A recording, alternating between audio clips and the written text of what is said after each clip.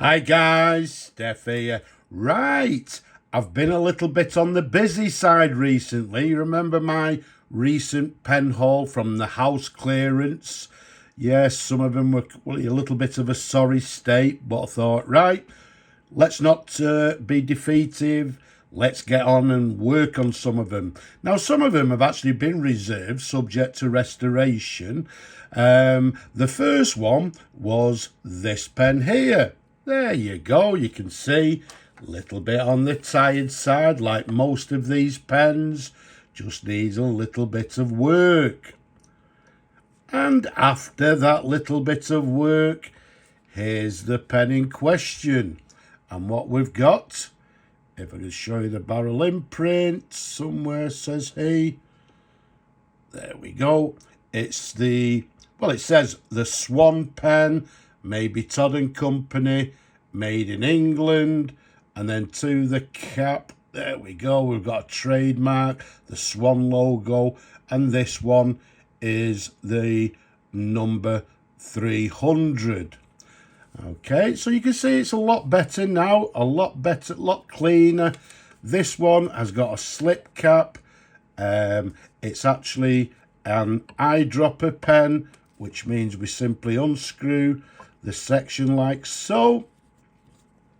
We pop the ink inside the barrel and then screw the barrel back onto the section. So it's an eyedropper fountain pen. Quite a long section, as you can see. It comes with a Swan number 2 14 karat, maybe Todd and Company nib. It's got the feed underneath there with the word Swan to it as well. But as you can see now, it's a lot more presentable and looking a lot better than it did. Now the size of this particular pen, from the top of the cap to the bottom of the barrel, it's 135 millimeters capped around the barrel. It's a nice 10 millimeters in diameter, and this is one that was reserved subject to restoration. So this one will be going out to the customer any day now. Okay, so that was the first one. And then secondly, you would have seen this pen here. There you go. Once again, as always, a little bit tired. Just needs a little bit of TLC. And after that TLC, there we go. We've got this lovely example of a pen now. And this is the vintage Swan self-filler. As you can see on the barrel imprint there. And to the very bottom of the barrel, it's got the SM260. So that's the model. You can see it comes in this black chased pattern, as you can see there. It's got a chrome nickel clip, as you can see, with the Swan logo there, the bowl clip. To the very top, we've got the Swan logo. And on this particular model, for you people that don't know, it's got this lovely, there we go, a lovely ebonite lever, which, believe it or not, at the time was a feature. Okay, this one, the size of it, nice and simple, from the top of the cap to the bottom of the barrel, is 126 millimeters capped around the barrel, a nice 12 millimeters in diameter.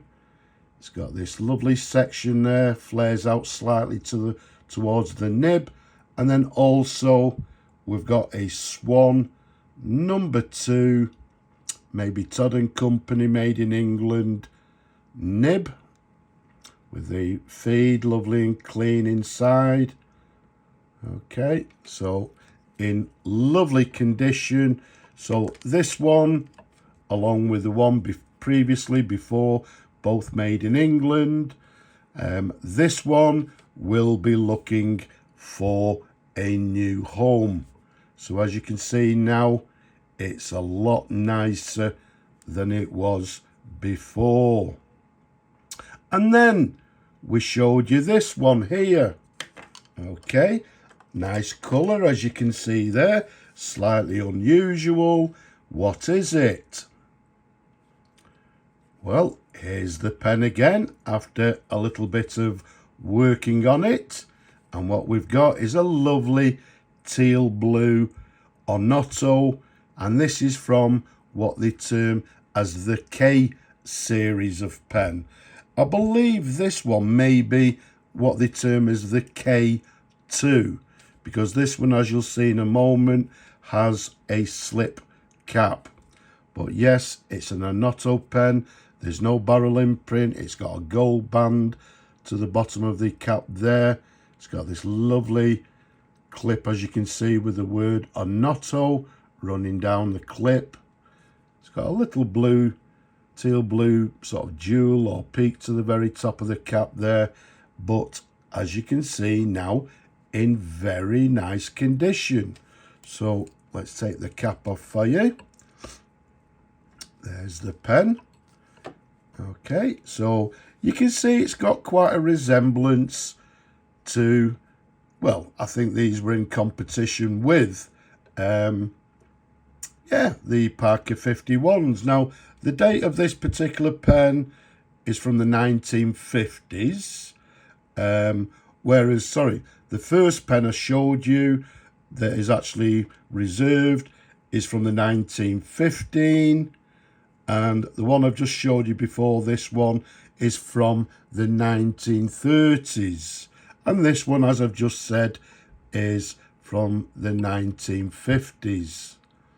Okay, the nice thing you can see, it's got this lovely clear ink window here, and it's a piston filler. There you go, you can see the piston moves lovely in and out of the pen there. It's in full working order, in lovely condition. The size of this pen, from the top of the cap to the bottom of the barrel, 132 millimeters capped. Around the barrel, a nice 12 millimeters in diameter. So as you can see, after a nice clean and sheen, it's a lovely pen, and one that is looking for a new home. And then you would have seen this pen here. There you go. Great pens, just a little bit of, well, there's a little bit, it's quite a tired pen, and this one definitely needs a bit of clean and sheen. And here it is now. Look at this. An absolutely lovely, handsome fountain pen. The size of this pen, from the top of the cap to the bottom of the barrel, 131 millimeters capped. Around the barrel, a lovely 12 millimeters in diameter. It's a Parker Victory fountain pen made in England. Okay, you can see it's got these two cap bands, as you can see then, and then they're very recognizable, sort of quite a standard slim Parker clip, as you can see there. But a superb pen. These are absolutely superb everyday writer pens. Now this one, as we showed you, is a button filler fountain pen in full working order, with a new sack fitted, fully serviced, everything cleaned. Absolutely lovely example. You can see there the section. Okay, and then we've got the nib. We've got a lovely Parker 14 karat pen with the letter N to the bottom, indicating it's from the New Haven factory. As I mentioned before many a time, these are superb everyday writer pens. Now, although the pen actually looks black, if I get my little inspection torch and shine it in there for you, There you go, look at that. It's actually, this is what they term as midnight blue. So you can just see the edge there. The pen is actually a blue colour. And I think Parker called it, as I've just said, the midnight blue. So, a lovely, handsome pen. This one also will be looking for a new home. And then last but not least, you would have seen this pen here. There you go. So we've got a lovely green coloured pen. Just a little bit tatty. Just needs a little bit of, well, as I said, a clean and sheen. And after that clean and sheen, we've got a lovely, handsome Sheaffer Snorkel, and this one is the Sovereign.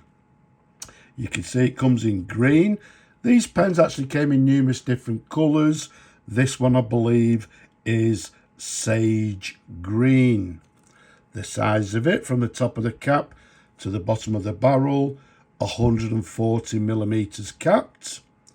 Around the barrel, it's around about 10.5 millimeters in diameter. It's got this silver coloured metal cap, a gold clip with the word Sheaffers, as you can see there. The barrel imprint, nice and clear. Okay, this one is actually made in USA. So it's got the made in USA to the barrel imprint, and it's also got it to the bottom of the barrel. It says Sheaffer, made in USA. If we unscrew the cap for you, look at that. How different does this look now? Absolutely gorgeous. Okay, you've got the metal thread, as you can see. You've got this gripping section here, this little black section to the very top, and you can see it's a lot cleaner than it actually was. And then if we show you the nib, it's got a lovely Sheaffer's 14 karat, made in USA M3 nib. And you may be able to see it's actually, as we just said, 14 karat to the bottom, and to the top it's got this palladium mask. So the top bit there is palladium and it's gold to the bottom. Okay, so there you go. There's the feed underneath. Everything has been cleaned, everything has been serviced. We've put a brand new sack in the pen, a brand new point washer, brand new piston washer to the end, brand new washer to the knob to the bottom there. And this one, if we turn it for you, you can see till it clicks. And this is the Snorkel. Yes, I know some of you may be expecting the slightly different nib, but this one is what they term as the open nib, as you can see there. And you can see the Snorkel on this model, for obvious purposes, has a flat end as opposed to the pointed end. Okay, so what you do, dip the Snorkel into the ink, you'd push down in one swift movement, you'd wait a few seconds for the pen to fill and then screw the knob back in. But if I do it again, you may hear a little hissing noise from this. You can see it's got an air hole there. One more time. There you go. A slight hissing noise, which indicates everything is fine. So let's screw back in, and you can see the Snorkel sits back into a slightly different feed on this particular model. Well, there you go. In lovely condition, full working order. In fact, every pen is in full working order. This one also will be looking for a new home. So, as you can see, I've been very busy with the Sheaffer Snorkel in sage green, the dark blue, midnight blue Parker Victory, the Anato K-series fountain pen, and then the Swan self filler in this chased pattern. And then last but not least, as I said, this one's been reserved and this one will be on its way across the pond. So there we have it. 4 lovely pens ready for a home. One has found a home in beautiful condition, all been fully restored, serviced, etc. All in full working order. Absolutely lovely. So, if there's of any interest, you know what to do. Get in touch. But don't forget, down below, leave a comment. Don't be shy. Give the video a thumbs up if you will. Don't forget to subscribe. But for now, I'm just going to say Slava Ukraini from me and these lovely pens. Bye-bye for now.